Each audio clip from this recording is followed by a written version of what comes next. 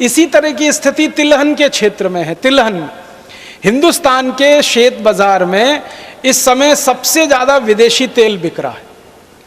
आप सभी जानते हैं कि एक मलेशिया नाम का छोटा सा देश है, उस देश का एक तेल है जिसका नाम है पामोलिन तेल। वो पामोलिन तेल सबसे ज्यादा भारत के बाजार में है, सबसे ज्यादा। 1-2 टन नहीं, लाखों टन में है, करोड़ों टन में है पामोलिन तेल, जो भारत के शेत बाजार में आ गया। अब पामोलिन तेल आके बिकने लगा। अब पामोलिन तेल का भाव भारत में आके पड़ता है 20 से 22 रुपए लीटर, और शेतकरी समाज जो उत्पन्न करके तेल देता है वो है 40 रुपए लीटर। अब भारत का शेतकरी सरसों का तेल करे 40 रुपए लीटर, नारियल का तेल करे 60 रुपए लीटर, तिलहन का तेल पैदा करे 90 रुपए लीटर। तो भारत में 40, 60 और 90 रुपए लीटर के आसपास तेल का भाव है, और विदेशी पाम तेल मिलता है 20 से 22 रुपए लीटर। तो सारे भारतवासी जो तेल बनाने वाले उद्योगपति हैं वो सब पामोलिन तेल धड़ल्ले से लाखों लाखों टन में इंपोर्ट कर रहे हैं, और उस पामोलिन तेल को भेड़सेड़ करके, मिलावट करके आपको बेच रहे हैं।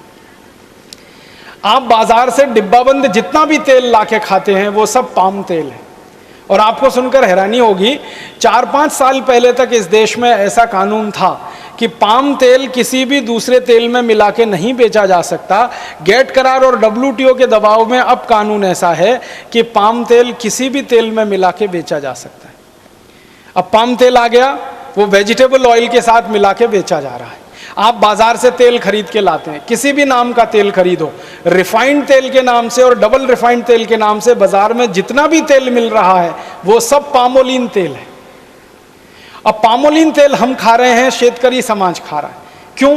क्योंकि शेतकरी समाज जो तिलहन पैदा करके बेचता था, शेतकरी समाज जो सरसों का तेल पैदा करके देता था या नारियल का तेल, उसको भाव नहीं है, तो उन्होंने तिलहन पैदा करना कम कर दिया है। तो भारत में तिलहन का क्षेत्रफल भी लगातार घटता चला जा रहा है। दालें पैदा करना कम कर दिया, तिलहन पैदा करना कम कर दिया, तेल का उत्पन्न इस देश में कम हो गया, तो विदेशों से पाम तेल आकर बिकने लगा। अब वो पाम तेल के 2 दुष्परिणाम हैं। एक तो जो शेतकरी नारियल करते थे, जो शेतकरी तिल पैदा करते थे, जो शेतकरी सरसों पैदा करते थे, उनको नुकसान। दूसरा नुकसान देश के खाने वाले लोगों को, जो पाम तेल खाएगा, मैं आपको स्टाम्प पेपर पे लिख के देता हूं, तुरंत हार्ट अटैक से मर जाएगा। क्योंकि पाम तेल के बारे में सारी दुनिया के जो रिसर्च हुए हैं वो ये बताते हैं, और ये डॉक्टर चौधरी के लिए मैं कहता हूं कि पाम तेल में सबसे ज्यादा ट्रांस फैट्स हैं, सबसे ज्यादा। और ट्रांस फैट्स वो फैट्स हैं जो कभी भी बॉडी में डिसॉल्व नहीं होते, किसी भी टेम्परेचर पर डिसॉल्व नहीं होते। और ट्रांस फैट्स जब बॉडी में डिसॉल्व नहीं होते तो वो फैट बढ़ता जाता है, बढ़ता जाता है, बढ़ता जाता है। और आपने सुना होगा कि जब फैट जरूरत से ज्यादा बढ़ जाता है तभी हृदय घात आता है और आदमी मर जाता है। जब फैट जरूरत से ज्यादा बढ़ जाता है तभी ब्रेन हेमरेज होता है और आदमी पैरालिसिस का शिकार हो जाता है। जब ट्रांस फैट्स बहुत बढ़ जाते हैं शरीर में, तभी शरीर में ऐसे भयंकर दुष्परिणाम होते हैं। डायबिटीज बढ़ती है, हाइपरटेंशन बढ़ता है जिसको बीपी आप कहते हैं, हार्ट अटैक आता है, ब्रेन हेमरेज हो जाता है। ऐसे खतरनाक रोग जिनमें शरीर का हमेशा के लिए भयंकर दुष्परिणाम हो जाए या हमारे शरीर का भयंकर नुकसान हो जाए, ऐसे रोग भी सारे के सारे पाम तेल के दुष्परिणाम ही हैं। पाम तेल दुनिया में कोई नहीं खाता भारत को छोड़कर। मलेशिया जिस देश से पाम तेल भारत में आता है WTO करार के बाद, वो मलेशिया खुद पाम तेल नहीं खाता।